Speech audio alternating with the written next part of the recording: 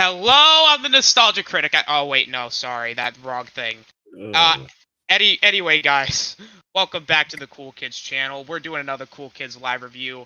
Today, we're discussing A Quiet Place Day 1. No, this is not the first movie. This is the first movie because it's a prequel. Get it right. Um, if you've checked us out before, you know who we are. If you don't, it says it on the screen here. I don't know. Just check us out. Anywho, let's talk about A Quiet Place Day 1, shall we? You are here to look at our handsome faces. You're here to listen to us talk about A Quiet Place Day 1. So, not gonna lie, my expectations for this film were kind of lukewarm at best, as this year when it came to horror films and just films in general, it's been very underwhelming except for a couple exceptions like Dune Part 2. I know Inside Out 2 I heard was really good, and just a couple other films, and also just horror movies in general. Like the last one I saw personally was Night Swim. That was just not good. So my expectations were kind of low, especially since I'm not at that experience with the Quiet Place franchise. But after seeing it, I gotta be honest, this is probably my runner-up for one of my favorite films of the year so far. Now, I'm just gonna get the common positives out of the way first. I thought the film was shot very well. I thought the tension in the scenes were very well crafted, very well done. So kind of like the other two Quiet Place films, from what I heard. I thought the music I thought was really well done too, as it helped build the tension while also kicking into high gear during like the really intense scenes, like the creatures hunting down the civilians and hunting down the people. Uh, Speaking of, the creatures in the movie not only look great, but can be downright terrifying as they hunt down people. They're very fast, they're very scary, and just all in all, very just intense, very intense. Did I Um, hear shit? I thought the acting from everyone was pretty well done for the most part. They do have some good facial expressions here to convey the situations that they're in, and I thought Lupita Nyong was excellent as Sam, and I thought her chemistry with Eric, played by Joseph Quinn, was great as they were able to showcase their budding friendship. Again, facial cues, and which results in like some really wholesome scenes, like the one in the bar, which I thought that was pretty nice, where they're sharing a pizza and some magic tricks. And I will admit the ending, yeah, it's kind of cheesy and it's a little weird, but I thought for the most part it was done well because Sam in this movie, who has a terminal illness, she already knows she's gonna pass anyway, so her going out on her own terms and saving Eric, I thought it did admittedly make me tear up a bit, especially with the note towards the end saying, "Hey, take care of my cat," and just then she dies. But the biggest positive I can say about this movie is the various situational, almost like just the just moments and like how like characters have to deal with certain situations. Like for example, like Henry killing someone in order to prevent them from being hunted down. Like even though it was accidental, it really shows just how like desperate people are to like just stay safe. And also, like Sam opening a can of cat food, but using her sweatshirt to muffle the sound and even causing noises to distract the creatures. I thought, again, situational awareness, which I thought was well done. And also, and like, admittedly, like using like the rain to like muffle like conversations and like when the thunder's striking, like just screaming like almost like screaming like their anguish. I thought for the most part was pretty good here too. And the whole scene, like where like the mass hysteria happens, where they're all running for the boats and trying to escape, and like everyone's like panicking when all the creatures show up and they're screaming. It realistically that kind of makes sense because in this certain situation, no matter like even though yes, like in hindsight, it's like okay, it's almost like an eye rolling thing that oh it's a movie and people are going to act stupid, but here if you're being chased down by a bunch of creatures, you're probably not going to be in the right state of mind here. You're probably going to be screaming, you're going to be panicking. So mass hysteria is going to happen. I mean, as far as negatives go, I mean, like I said before, the ending's kind of like it's kind of cliche, it's a little maybe cheesy at points. I will say there is a couple like maybe pacing issues, maybe a couple editing issues, but for the most part, those are kind of just like nitpicks for me. It didn't take away from my enjoyment of this movie. I definitely would recommend this if I even if you haven't seen any other Quiet Place films, I mean you could watch this as a standalone because it's a prequel. I mean, you probably should watch the other two for maybe a little bit more like background and maybe just better understanding of things. But then again, I'm not. I haven't. I haven't watched the other two, so I can't really say. But that being said, my final grade for this film is a 9 out of 10. All right, floor is all yours, John. Okay. Quiet Place Day One. Joseph Quinn just casually being the best character in whatever he's in. Again. Ah, the trailer that AMC was most proud of and one that almost drove my buddy Rob to drink. Since it was a damn good trailer, I didn't mind, even if it was a bit much. But hey, I guess it's working since it's been getting good reviews and has been making money already, with almost half of its money made on Thursday and Friday alone. But let's not dwell and get into this. The cast is extremely small, which makes it easy to talk about and go into their performances a little bit more. I thought Lupita Nyong'o was really good. She definitely gave a very broken and more raw performance. She certainly sold the idea of what the fuck is the point of trying to live if I'm going to die anyway very well in a post-apocalyptic sort of situation. And with this, all she wanted was a goddamn slice of pizza. You know what? I really fucking like that. And it's more of a metaphorical goal rather than an actual feasible goal, much like the journey in Michael Sarnowski's previous film Pig. She can come off as a little emotionless, but it worked with what she was going through throughout the film. uh, Alex Wolff had a rather small role as the nurse Ruben. I liked the chemistry and back and forth that he and Sam had, Nyong'o's character, with each other. Jimon Hansu was apparently a returning character from A Quiet Place Part 2, but since it's been a while since I saw that film, I couldn't remember him there. But he was good here despite the little screen time. Then we get to Joseph Quinn as Eric. He is most definitely the heart and soul of the film. He brought the emotion needed to really make the ideas and concept of the film work as well as they did. He was a good counterbalance as a very emotional character that went through panic attacks throughout the film to Sam's more emotionless and dreary outlook on life. They just complemented each other so well and was definitely reminiscent of one of my favorite movies, which I will get to soon enough. The editing was good outside of a few weird cuts, and the pacing was nice and brisk. It felt like the running time, and it most definitely worked. Much like with the other films, there wasn't much of a soundtrack, but the sound design is damn good, just like the other two films. Cinematography was quite good as well. Sarnowski said it was inspired by Children of Men, and looking back on it, I can see a bit of the inspiration there.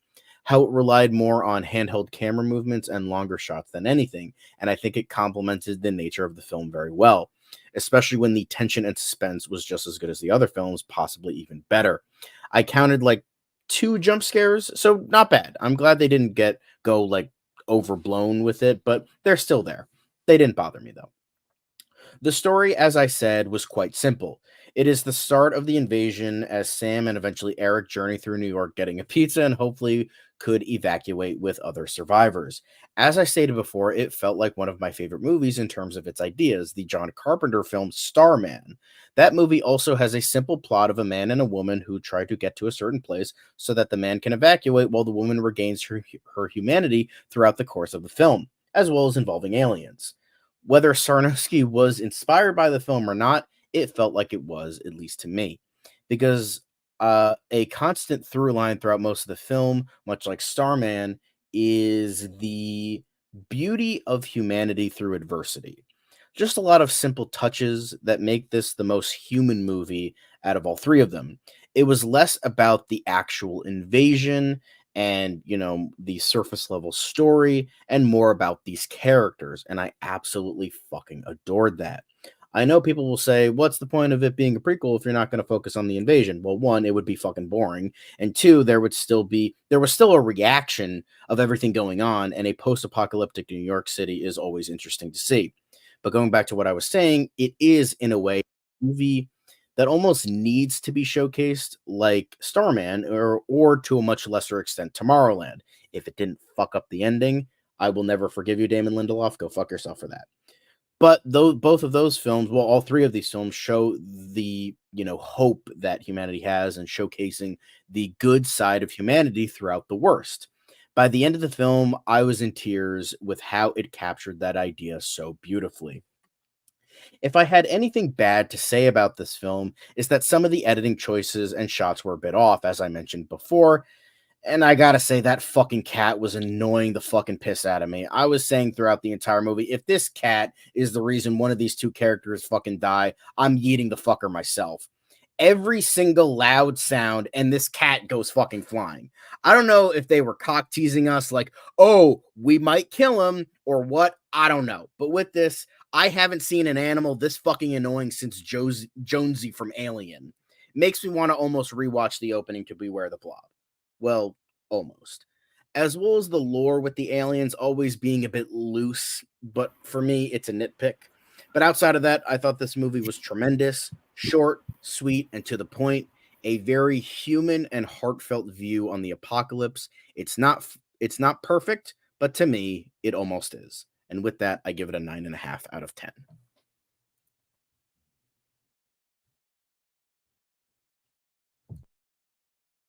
Can't hear you, Peach. Yep, audio issue. Thanks, Mark. Thank you for as I was saying while I was muted, Devin, the floor is yours.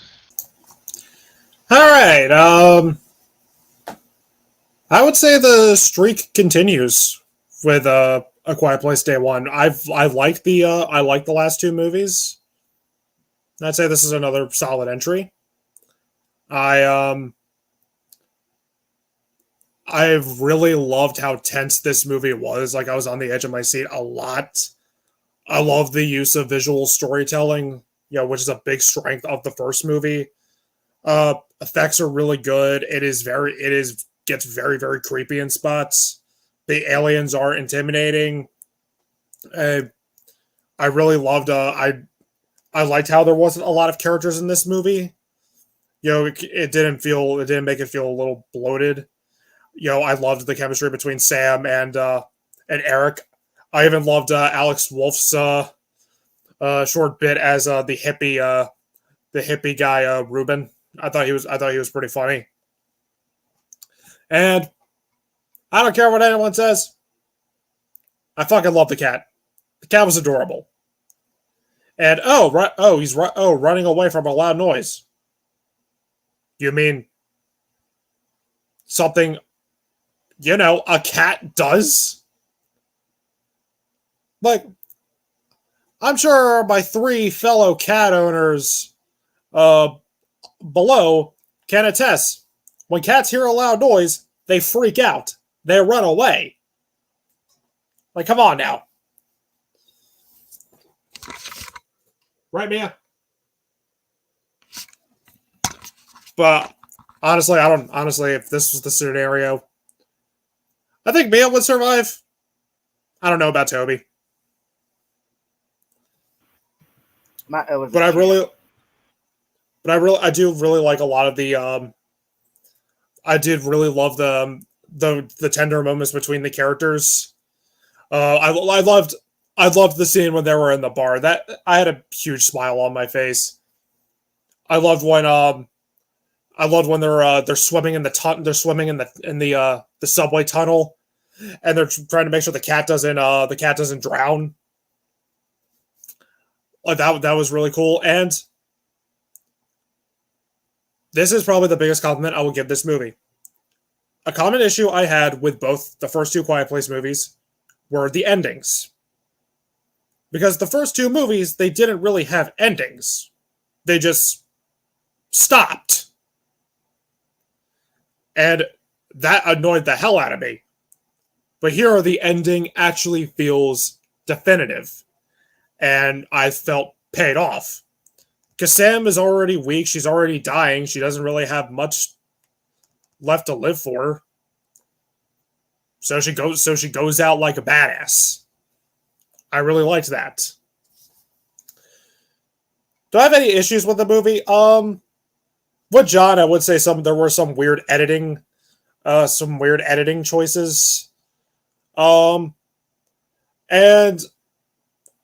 I don't really think this needed to be a prequel. It didn't really feel like one. It felt like just another Quiet Place movie, but from a new set of characters' point of view. Not the family from the first two. Because the point of a prequel is to answer questions either fans were or weren't asking about about a certain movie. Because here we didn't really learn anything new that we didn't know about the aliens. We already knew they didn't like water. We already knew they had sensitive hearing. So what was really the point of this being a prequel? Honestly, you could have just called this a Quiet Place. Already called this a Quiet Place 3, or have this be like, I don't know, maybe a midquel between the first and the second one. But that's just me. But overall, yeah, I dug this. I mean, I wasn't saying I was like super duper excited, like, oh, Quiet Place Day 1, let's fucking go, man. But I was genuinely surprised. I'm happy with what I got. And before I go on, just a little bit of a sidetrack I want to go on. So I have A Quiet Place Part 1 and 2 on DVD. However, I might have gotten a defective DVD because the disc for Part 1 plays Part 2. And the disc for Part 1 and the disc for Part 2 plays Part 1. That is weird. Very weird. But yeah, I liked Quiet Place Day 1, and I give it a very solid 8 out of 10, just like the first two movies. He gives it a very light 8 out of 10. Alright. Right, dude. Your most anticipated film of the year. I know you're really excited to talk about this. Please. Go on. Okay, so let's just not get the obvious elephant in the room out of the way. Fuck you, AMC, for overplaying that goddamn trailer. Now that that's out of the way, let me go ahead and pull up my review. Okay, so when it comes to the Quiet Place movies, I will say I really like the first one. In fact, it might be one of the better horror films that came out that year. As for the second one, I just thought it was kind of meh, where it just kind of repeated a little too much with the first one. But when it comes to the prequel, I was kind of a little bit optimistic at first, and then I saw the trailer, and then these guys know what I think about the trailer. How a certain movie theater chain decides to play the hell out of it and annoy the fuck out of me. So, good God. However, the good news, I saw it last night, or I saw it yesterday, but I didn't see it at AMC because, look, AMC, I love you, but you can go fuck yourself for overplaying it. I'm not gonna give you what you want me to give at this point. Anyway, after seeing it, I will say that while my annoyance with the trailer is still being overplayed, still annoys me, I will say the movie overall was good. Not great. I'm not sucking its dick like some people here, but it's still good. The performances were very good. I like the performances from the characters of Sam and Eric, and they do play off each other very well. The best thing about these movies is the fact that the actors can actually perform using their movements and facial expression and not being clumped by rows of dialogue and exposition. Like, this is a movie with, just like the other two, it pretty much has minimal dialogue. It's pretty much all about acting through your emotion. Yeah, exactly. Show, don't tell. Exactly. But you could tell what the characters are going through just by their facial recognition and just their movements. The suspense was very good. Although one negative I have is that it did get you seem to go through the moments, and it seems to be repeating itself a little too much for my taste at times. And the cinematography, and yeah, there was some weird editing. I mean, for the most part, the cinematography was good, although there were a few moments where that felt a little weird. Characters were likable and did have some development. Another issue I had I get that Sam, she's a cancer patient and all. I get that she's a cancer patient and she's being like, what's the point of going on? I'm going to die soon, so let me go out and get some pizza. But still, I thought that like for the ending, maybe Eric she could have had more of a reason to at least be able to live a little bit more. So, and I felt like just felt kind of out of place for me. And like I said, like some parts did get a little repetitive. Where of course the alien hunts them down, they need a quiet escape, and then they have that quiet, soft moment, pun intended.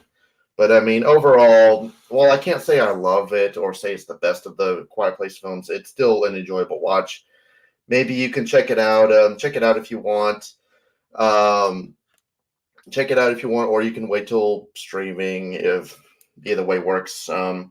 Just all I say is don't go in expecting a masterpiece, but just maybe a fun watch. And with that, my score is a 7 out of 10. All right, next up is KitchenAid Whiskey Jones. I know he's very excited to talk about this movie. I'm last. I'm Yeah, always last. let All right, Zach go all right, next. yeah, all right. We'll have you go last. All right, Zach. Oh boy. Let's see what he's got to say.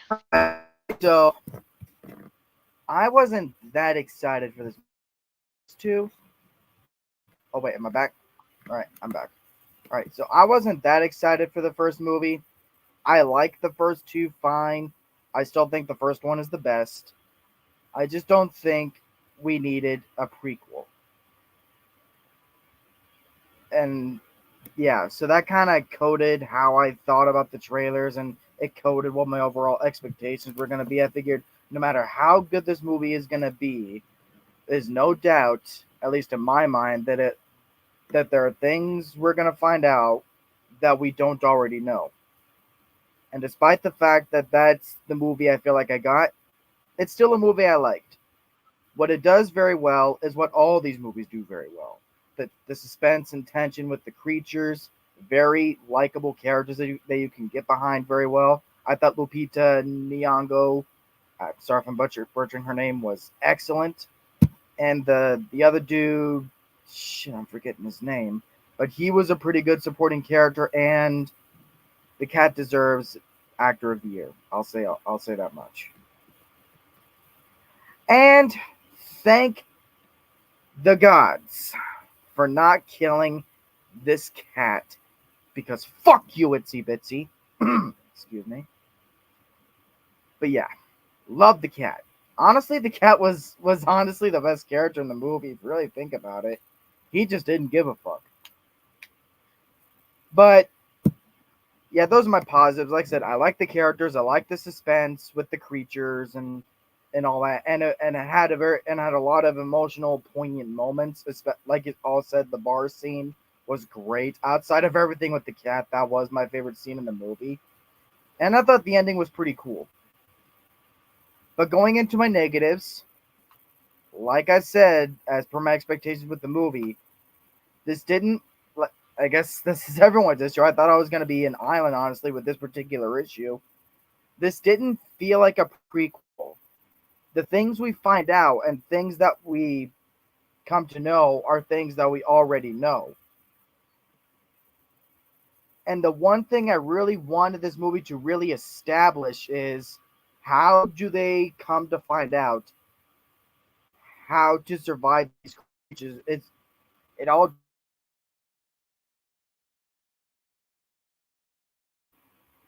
Am I back? Am I back? All right. But like I said, this didn't really feel like a prequel. The things that we've already known from the other two movies, we learned the same things here. There's nothing new established. We don't learn anything new about the creatures. We don't learn anything new about how people survive in this post-apocalyptic world. If this is going to be a prequel, properly establish how they learn to be quiet. And even kind of give us some insight about these creatures, which apparently, from a lot of test screenings, there was a lot of stuff we were going to learn about the creatures that was cut from the final film. So whatever that was going to be, I guess we'll never know because footage from test screenings hardly ever makes the bonus features. So, yeah. But my issues aside, it was good. Like everyone else, this could just be seen better as another Quiet Place movie. It feels more like another good, serviceable Quiet Place movie rather than a prequel. So it does its job. It delivers the thrills, the suspense, characters you can get behind. So I walked away a happy enough customer. I'll give it a 7 out of 10.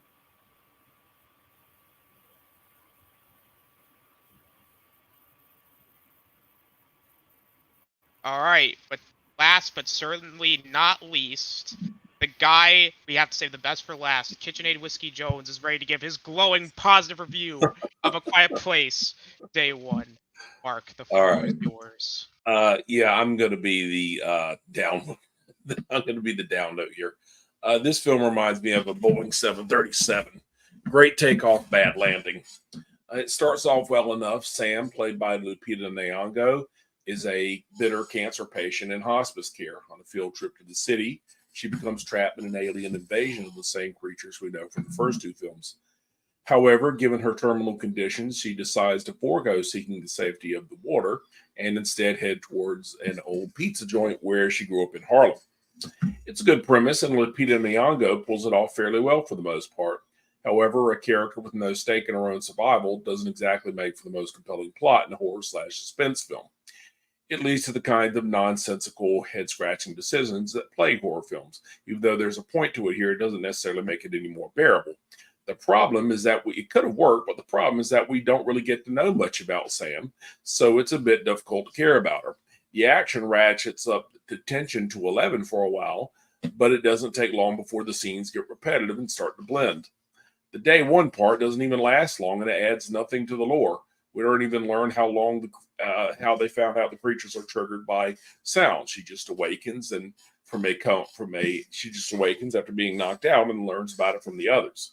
Joseph Quinn's character literally shows up out of nowhere and quickly becomes the most annoying part of the film, following her around like some sort of lost puppy dog or some kind of creep. Meanwhile, Jaimin Hansu gets a little more than a cameo, and once again, one of the best actors in Hollywood goes to waste. Can we please get this guy a starring role, at least a more meaty role? You know it's bad when the cat has more personality than most of the cast. And by the way, John, I love the cat too. So, I mean, yeah, the cat was great. I mean, the cat, to me, the cat was smarter than everybody too as well. Because, I mean, there's a big sound. The cat is like, fuck you, bitch. I'm getting the fuck out of here. So, I mean, the cat knew what to do. But, you know, at the end of the day, obvious ending is obvious. But I had already checked out long before we got there. They could have pulled this off beautifully, but with no one in whom I could invest my feelings. I just could not muster up the ability to care by the end. I get why people like this. And matter of fact, I almost wanted him to get killed and for only the cat to get away. I get why people like this film, and it's not terrible, but it just doesn't do it for me. So my rating is a rather disappointing 5 out of 10.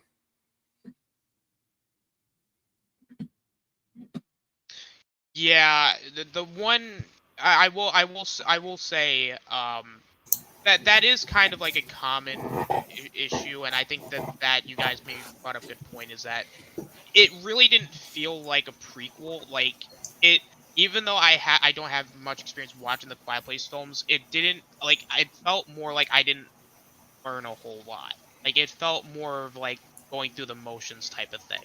Which Yeah. Well, I mean, Yeah. the thing with a prequel, sometimes it doesn't mean like, oh, we have to explain the thing. It's just sometimes a movie that's set before the events of what has taken place that has been seen prior.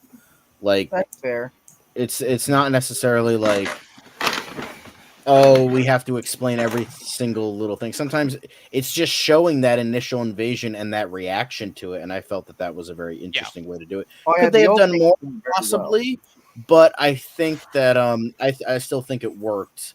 Obviously, you could probably, I mean, you would still have to majorly tweak it to make it not a prequel, but I still think it was for the most part very well done, and I think it really sells it on its characters and its themes, on like what it was trying to do, that made it so like enjoyable to me and made it so interesting to me. Themes. So that's why I really liked it. I really enjoyed it. If it wasn't for that fucking cat, I would have given it a 10 out of 10. Tisk tisk. Hey, that cat is the actor of the year. I was gonna say you could tell that John prefers dogs over cats. I do. And it's like, okay, if cats jump at loud noises, okay, fine. Hold on to the fucking thing tighter then when aliens are running about. Just Why saying. would you want to hold on to the cat? Let the cat run off. The cat is running off to safety. Cats are not fucking stupid. I'm just saying. It's just like No. that cat just kept, like, I remember when there was the scene where like the cat goes into the fucking alien nest. Why? Why does he fucking go into the alien nest? And then poor Joseph Quinn has to go in after the fucker and be like, all right, I gotta save this fucking Oh, come cat on. That because-" was a good scene. It was a good scene, but Dude, I you love- could see Dude, the fucking I- smug look on that cat's face, like, I led you in here because I'm a What fucking if? cat." Hey, John, Hey, what if? John, a twist. What if the cat was actually one of the baby aliens the whole time? Yeah, it was an alien the whole time. It was like Goose in the Captain Marvel movies, where it was like, I mean, they look the same, you know, it works. Yeah, I was ready to say fuck this movie in that scene if they were, because I thought, oh great, they're gonna kill out the cat. This No, is where they the cat didn't kill the dies. cat. I was so close to saying fuck. this movie. I told you in the message, I was like, listen to the message before you watch the movie to let you know the cat doesn't die. Spoiler: the cat doesn't fucking die. Sad. You know it's not real. You know the cat doesn't really die in a movie. I'm just Like, saying. bro, I love dogs more than I love most people, because most people suck, as we can all attest to. Oh, But- no shit. My favorite movie of all time has multiple dogs getting murdered. Like, it's fine. It's okay. It'll be okay. I mean, it's. as long as you still have Ella wrapped around you, then you should be fine. All right, just Okay, okay, just think. Zach. It's gonna be okay. Just think. Just There's move. there's movies out. There's actually movies that involve a lot worse when it comes to animal cruelty. I mean, if you know about the behind the scenes for the filming of Milo and Otis, then you know what I'm going with. Yeah. Cannibal Holocaust, anybody? Yeah, actual. Well, that's one of the They features. killed animals in that movie. Actual animals. Oh, die. Devin, I gotta ask you, because I'm sure we're the only two who've seen this movie. This Okay. compared to Strangers Chapter 1, finally, smart characters in a horror film for once. Yeah, I know, right? What a concept. I know, it's like, fine. What a way to think outside of the box with the genre. I know, smart characters. Like, it just, you know, it's just, I don't know. Like, I don't get why that's like so like out there for a lot of people. Because, It's you like, know, yes, smart people. Like, that's what, again, one of the many reasons why I love The Thing so much. Like, no character is stupid in that movie. Like, it's they actually, because although there is a certain level of like what's the word there's a certain level of like dramatic irony when it comes to certain things. Like, we are looking at observers where we know the entire situation and we see it for what it is, and we want to say, oh yeah, I wouldn't do that, or I wouldn't do that, or I wouldn't do that. But the thing is, if you're looking at it through the lens of the situation, and like in Alien or in The Thing, where it's like, oh, I wouldn't do this, I wouldn't do that. But the thing is, there's only so much information that these characters have. You know, there's only so much they can do or see or think or hear, and reacting to that and trying to do something that's best for that. So there are certain times where that's applicable, where it's good and it works, but then you also have the people that are very dumb, where they like trip over a tree branch and then they don't And get any up, lesser and then they get director muted. or writer, and any yeah. lesser director or writer would have had these characters making dumb decisions through their paranoia. Keep Yeah. in mind, The Strangers Chapter 1, the dude had a gun pointed at one of the killer's heads.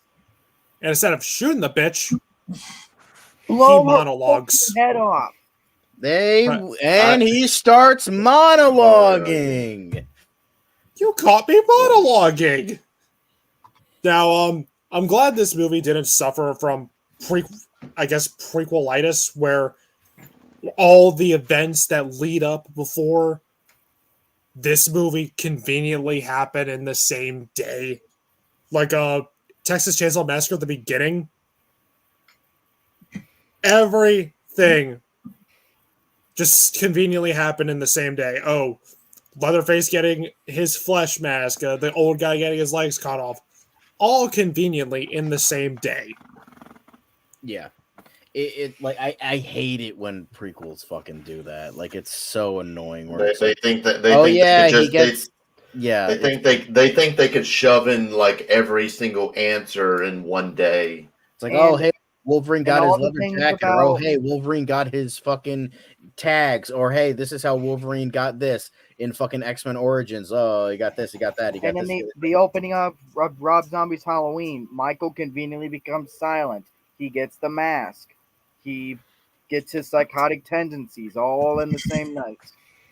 Yeah, and this is why I'm glad, Pearl is a prequel done right.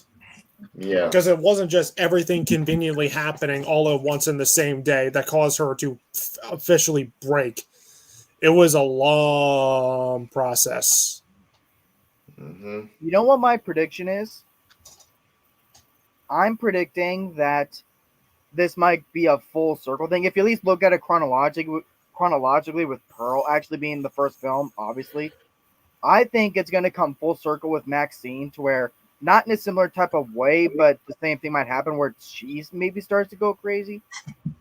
Whether it's revealed that she's a killer or goes insane from all the things happening to her, possibly, maybe. I think that's become kind of a bit too big of a cliche. Like, oh, it turns out it's the person doing it, like, like Fight Club and Identity and all that stuff. Oh, it turns out it's the actual person, which isn't a bad twist. It's just the fact it's been done too much, And I wonder how this is going to kind of pay off or lead into part 3. Make the cat the main character.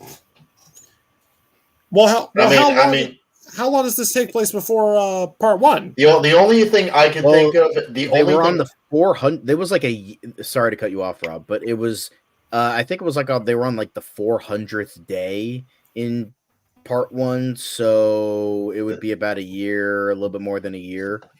The only way I could see this tying into part 3 is maybe the family runs into Eric and the cat, like in the next one or something. But then again, hope that it's not about the fucking thing, because the thing is, what is there more to do with them? There was nothing to do with them in part 2. That's why part 2 was not as good as part 1, because it made no fucking sense. Like, why are we following? Just follow somebody else. Like, it makes no sense.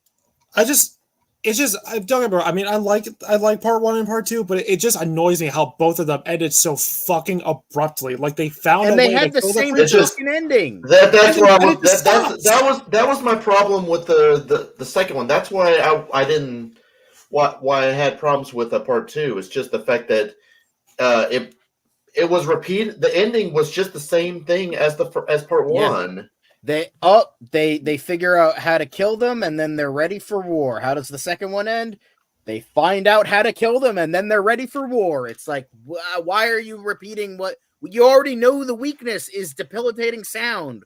Why are you showing us like it's new information? It's not. You literally showed us at the end of the first one. What the fuck? Yeah. Like, it's just... I mean, it's still... I mean, I'll gladly take... I mean, either way, like, I don't like the endings. I'll gladly take it over the generic abrupt ending where just the villain wins. But still... Like, you're repeating the same beats, and that's why I like this one a lot, is because it didn't repeat the same beats as the first movie. Like, at least in terms of the ending, this ending at least felt definitive. Right. Like, oh, yep. It's like the tiniest bit of a cliffhanger, but I think we could fucking figure it out that, yeah. We know.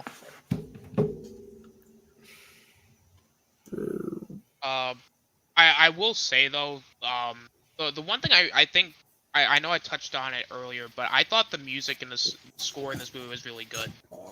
I don't really remember a ton. For what little there was. Yeah, the little there was, it was good.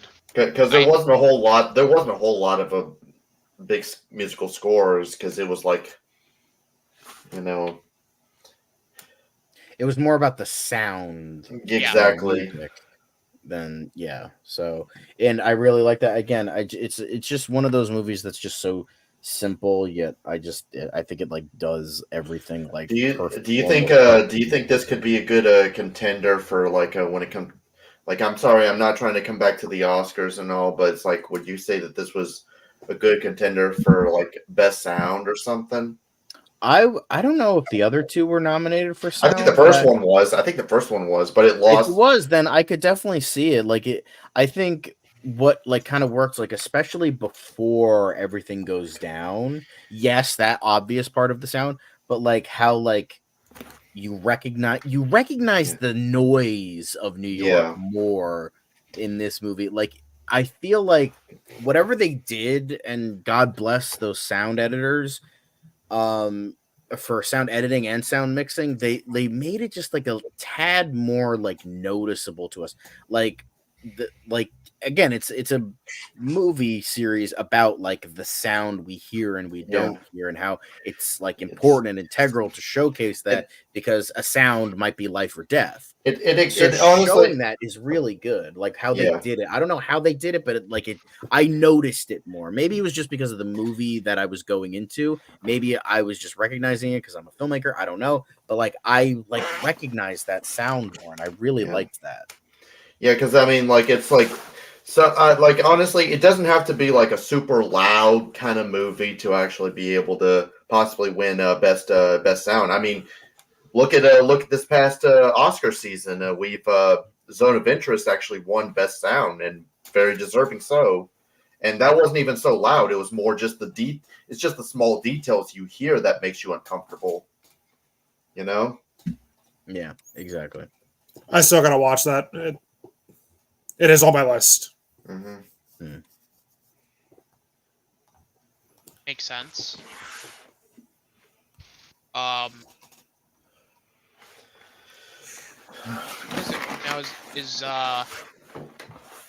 Is there anything else that you guys want to cover, at least when it comes to the film?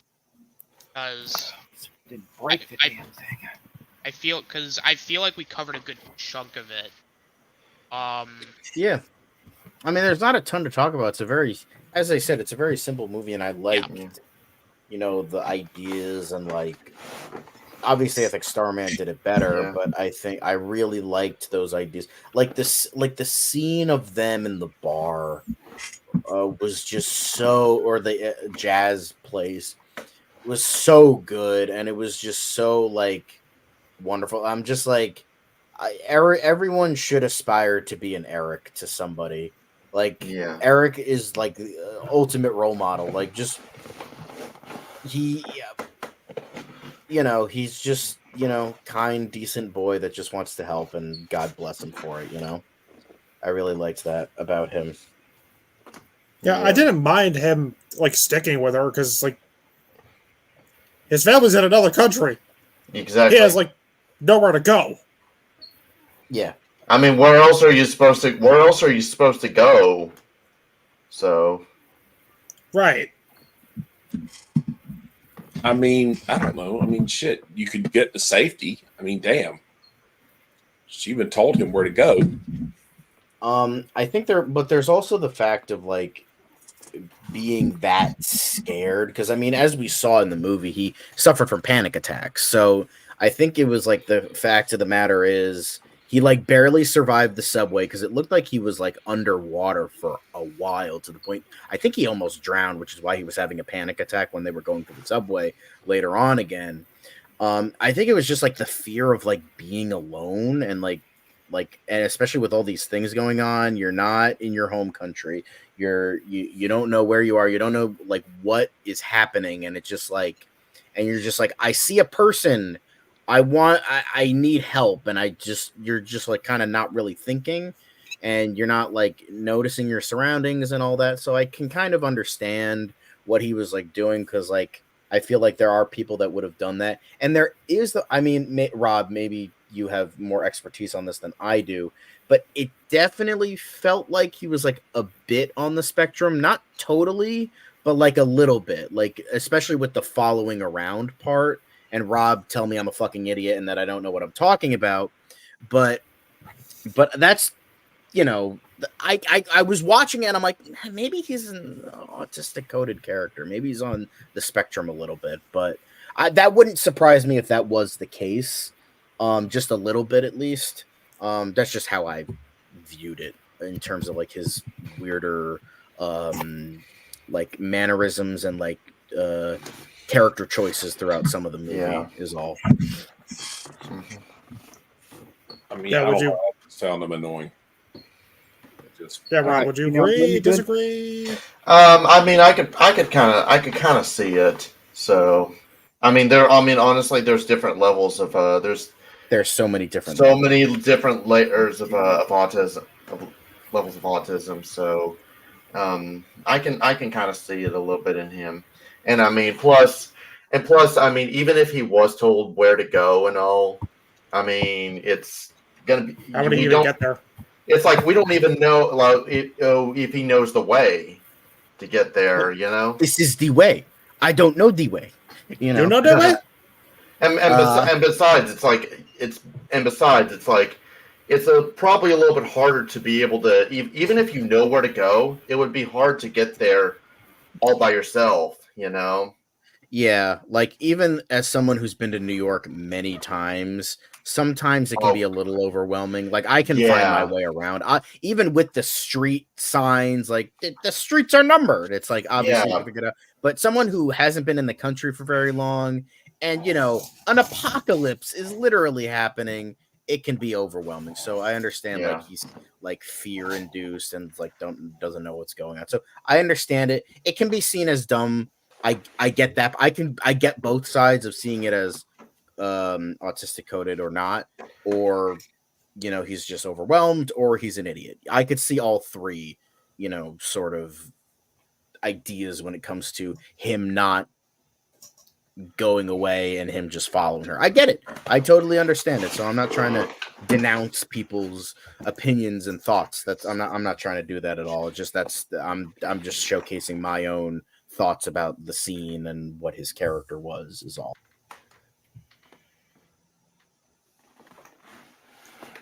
Anyway, I don't know if anybody else has anything to say, but I very much enjoyed the film.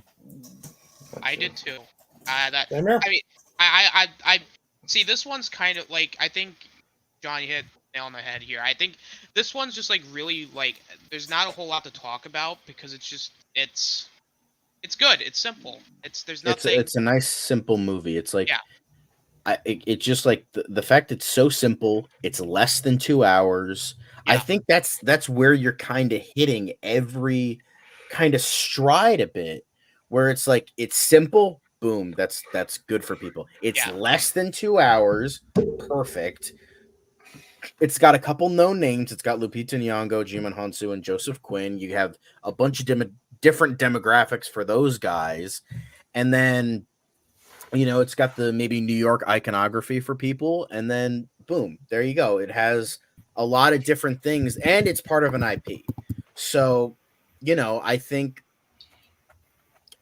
all those things combined is kind of like almost a perfect storm of like, I think this would do very well considering all the things I mentioned. So, yeah. I Yeah, don't know like if any, yeah. no, like not because like not every movie that has to come out needs to be over like 2 hours. Like Yeah. I mean, not every movie needs to be like overly complicated and like Yeah. just if you, sometimes like Argyle, looking at you. sometimes you need movies like this to just be like, okay, it's fun. Like if you're going to the movies, you want to have fun. Like sometimes that's all you need. You don't need complex storytelling all the time. You don't need like Not everything needs to be Oppenheimer. yeah. Yeah, not everything. Yeah, and it's got a good message. It's got a good like idea surrounding like, hey, humanity totally isn't emotionally bankrupt. Yeah. Yay. Because God knows we haven't seen that in a while. Mm-hmm. Yeah. Especially in this day and age. All right then. I believe we've talked about everything. Unless anybody's got like anything else they wanna talk about with this movie, but other than that, There goes I that mean, again. Yeah, no, It's good. You go check it's it out. good, and Good movie. Rob is the happiest out of all of us because then he will never have to see this fucking trailer ever fucking again. Hallelujah! Now just give my man the fucking Sonic 3 trailer and he'll be Thank the you. happiest man on earth. Jesus Christ. Look, Rob, think about this. Regal kept torturing me with the Fast X trailer, Argyle, and Color Purple. Argyle was another one. You probably saw. I saw the Argyle one a lot. Oh my god. Oh my god. Argyle, Strays was another one that I. Oh my god, I forgot about yeah, Strays. And Bullet Train. Every fucking movie I went But to. you know what? But you guys, Bullet Train. but you guys know time. what? I think, like honestly, I think no trailer has been overplayed as much as Morbius. Mainly Morbius because was another one. It's Like Morbin even time. it would be like, dude, it would be a kids movie, and they would still play the trailer for Argyle. Yeah. Same with Fast X. Like, I went to one of the early screeners I went to was Dungeons and Dragons: Honor Among Thieves, and they played one trailer. Guess what it was? Fast X. When I saw that movie, I won't say, or Rob will come to New Jersey and he'll cut off my head and put it on a stake.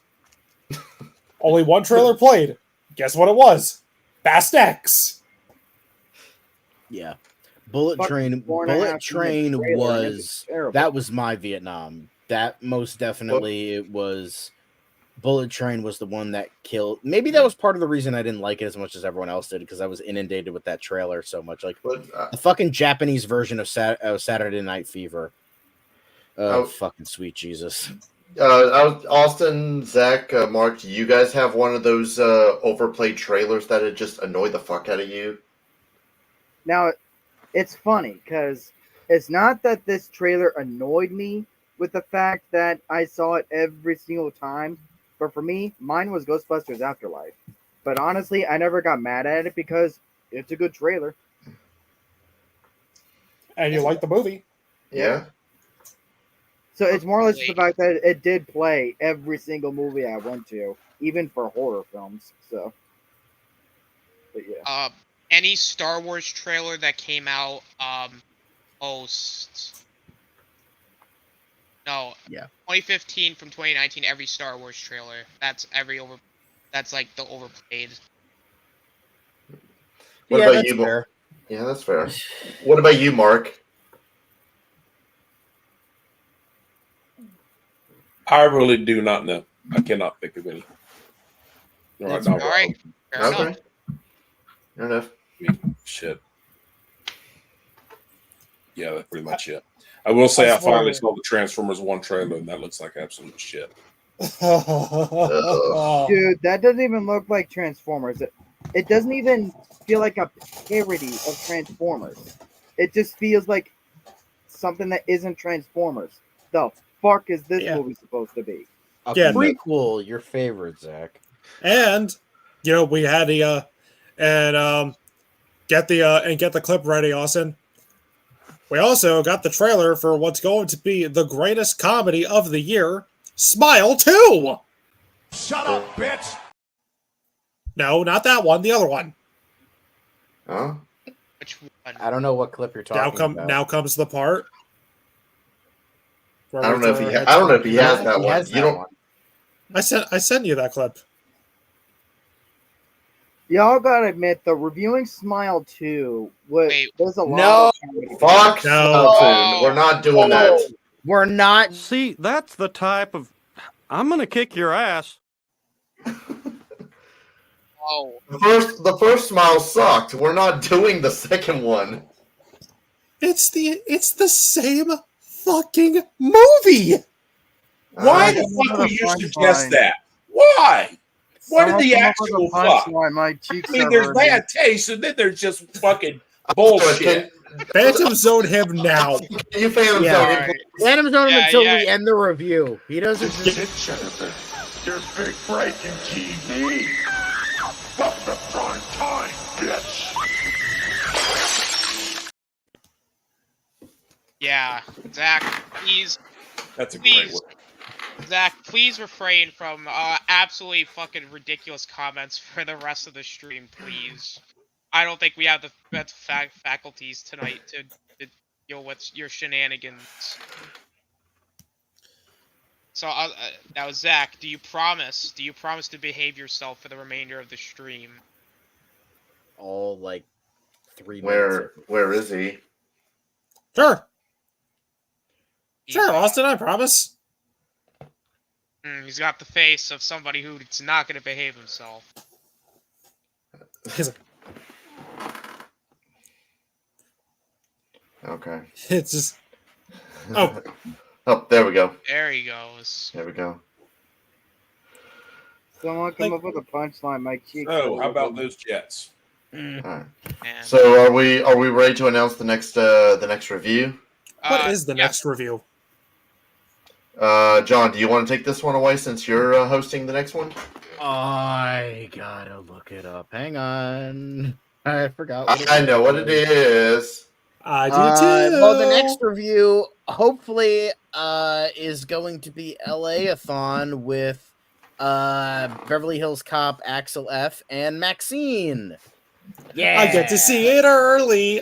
Shut the fuck up, Science. Kevin. Science fiction. Phantom Zone. Shut up, bitch. Thank you. Yeah. Someone come up with a punchline. A smile punchline. My cheeks are hurting. No. Then stop smiling. Yeah, no. Okay, I know how to get him to stop smiling. Bo is afraid. Bo's afraid. Bo is afraid, you bastards! Break my childhood, why don't you? No, does not compute. Does not compute. Ari Aster, you're a fucking hack. Okay. All right. I think it's time to. Yeah. Yeah, let's. Yeah. We're kind Yeah. of. All right. Anyway, LA-a-thon double feature next review. Peace out, motherfuckers. Yes. Maxine, let's Bye. go. Support your local theaters. Support Go see your this local. movie. Support your local theaters. Yes, with either Regal or AMC Bye. list. Yeah, Bye. bye. Thank you. Bye. Bye.